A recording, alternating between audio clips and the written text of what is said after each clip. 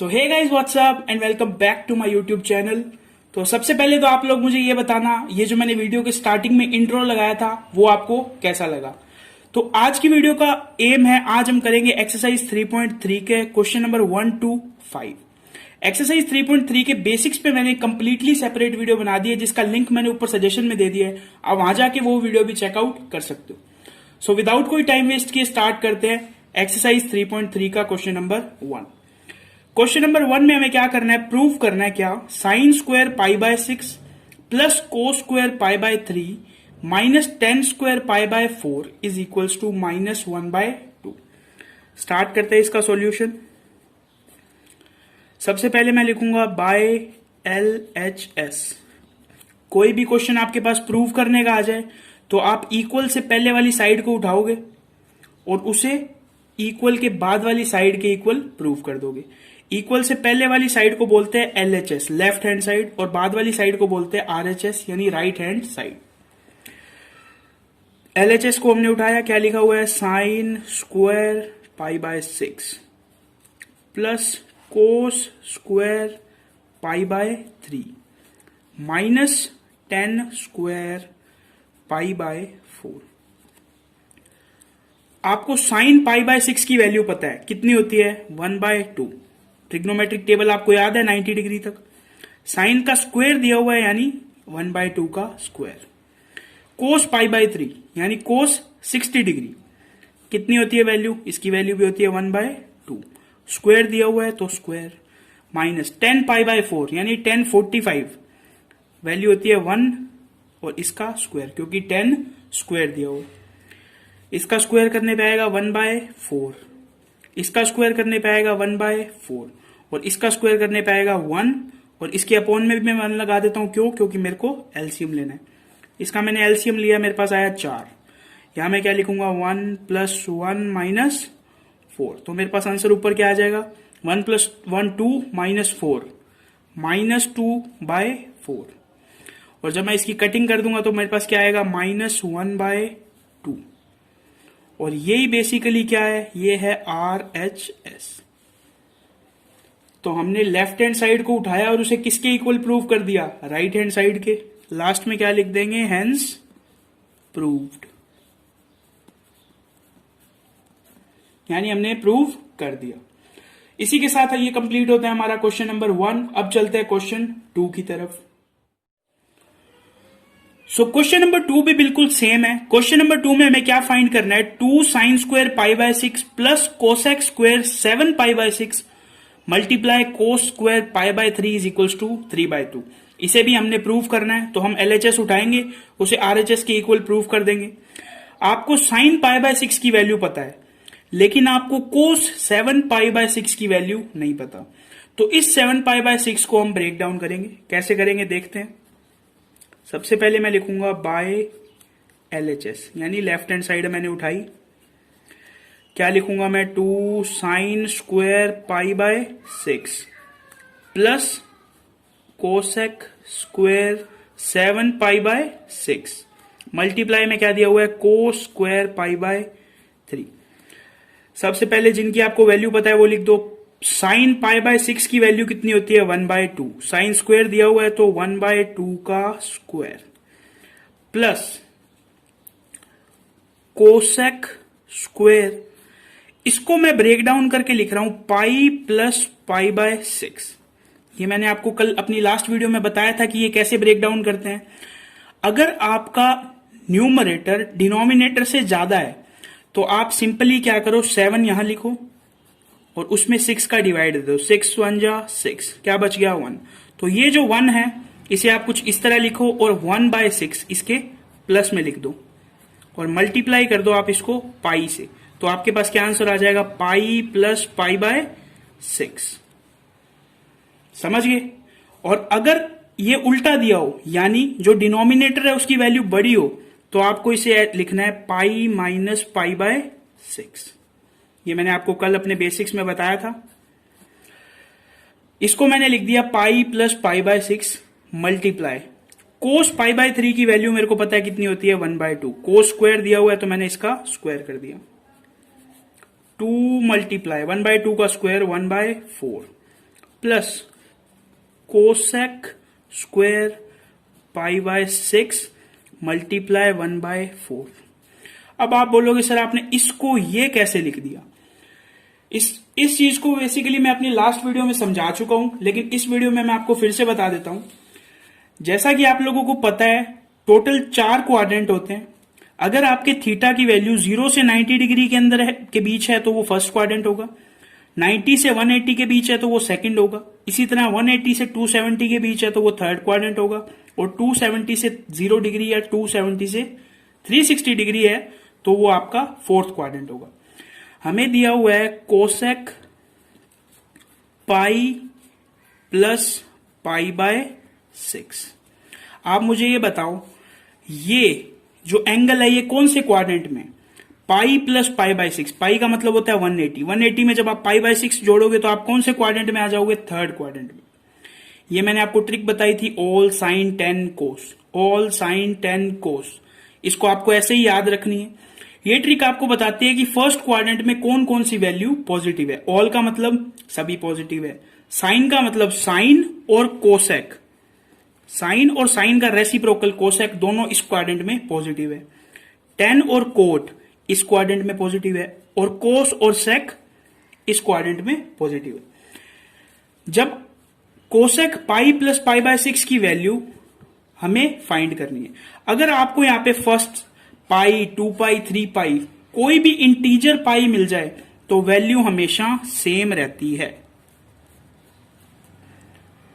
अगर कोसेक के बाद जो हमने 2 थीटाज लिखे हैं उनमें से पहला थीटा पाई, 2 पाई, 3 पाई इस तरह हो तो जो वैल्यू होती है, जो ट्रिग्नोमेट्रिक फंक्शन होता है वो कोसेक का कोसेक ही रहता है, और ये जो चीज है ये इसके एंगल के रूप में आ जाती है।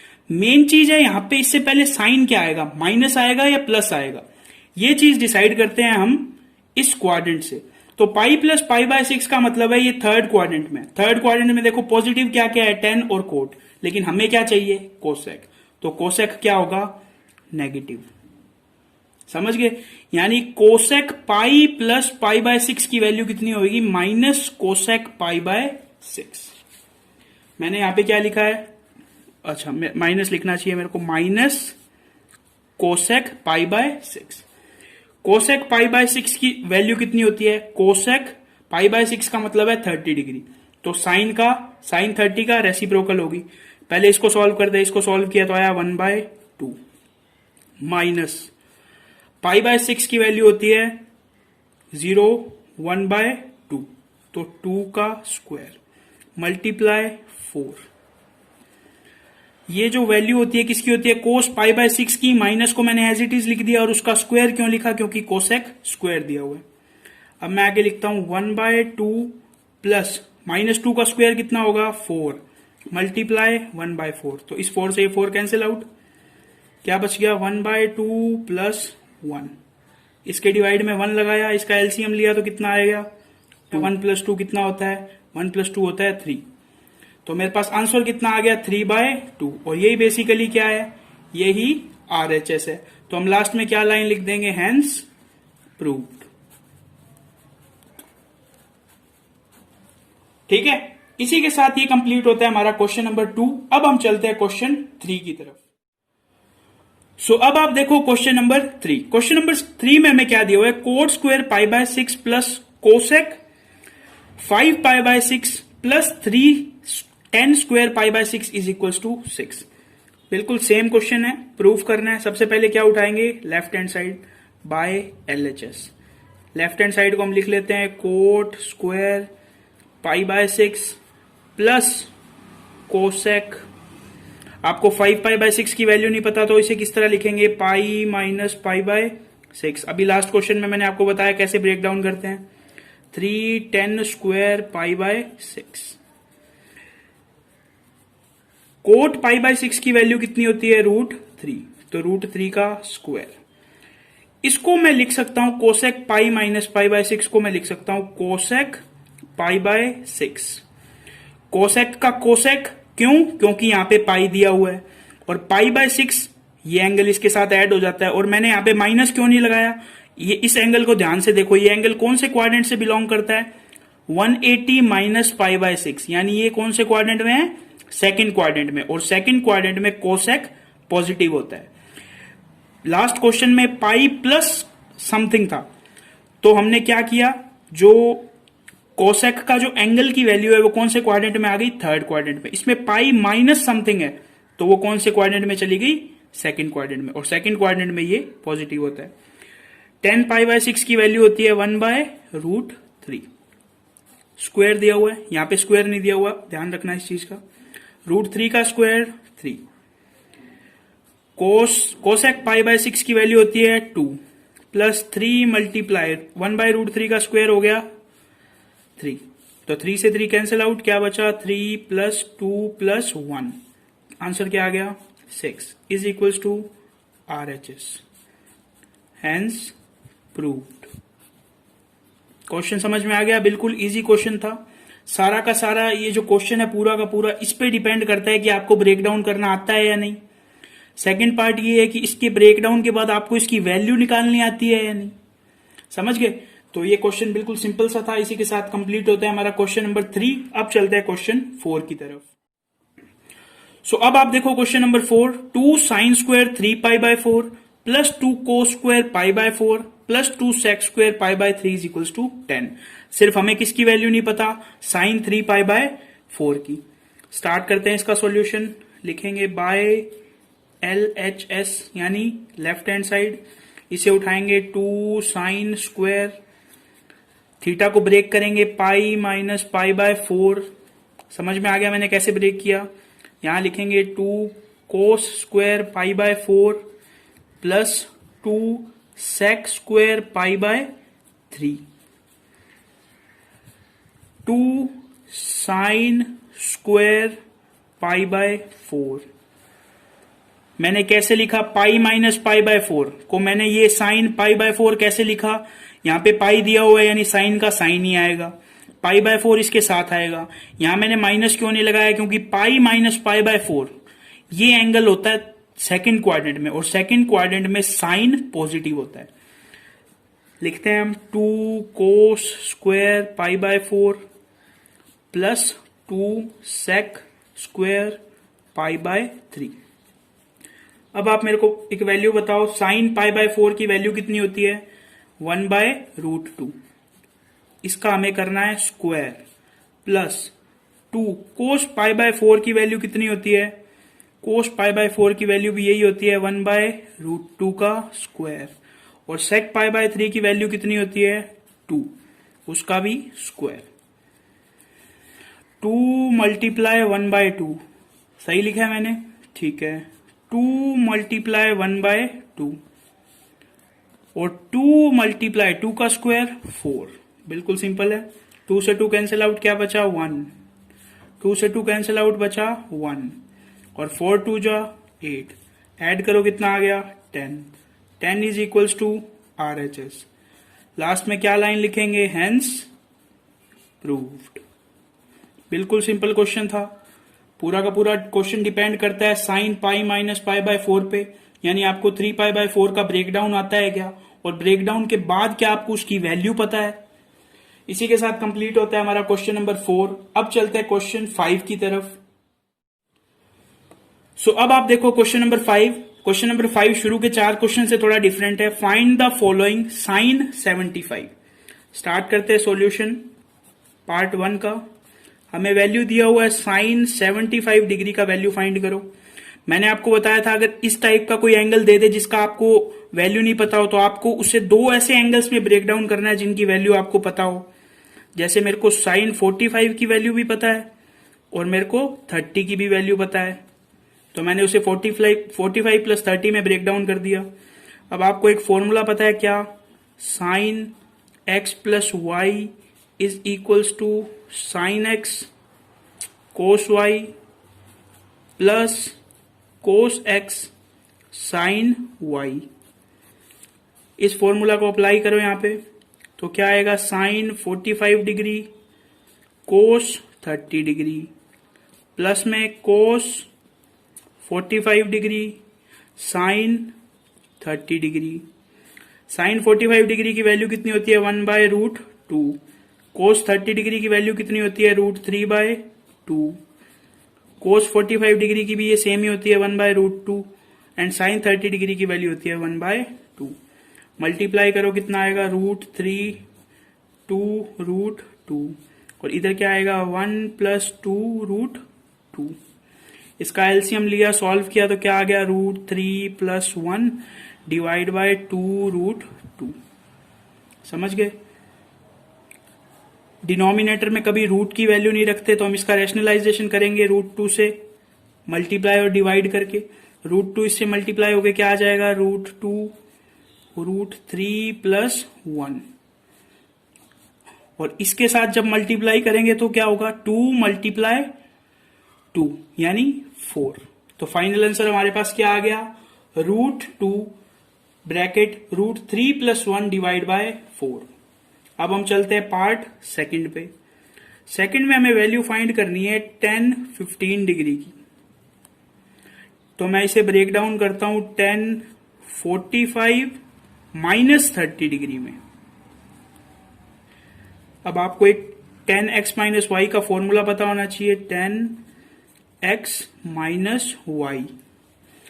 10x - y का फॉर्मूला होता है 10x - 10y डिवाइड में 1 + 10x मल्टीप्लाई 10y।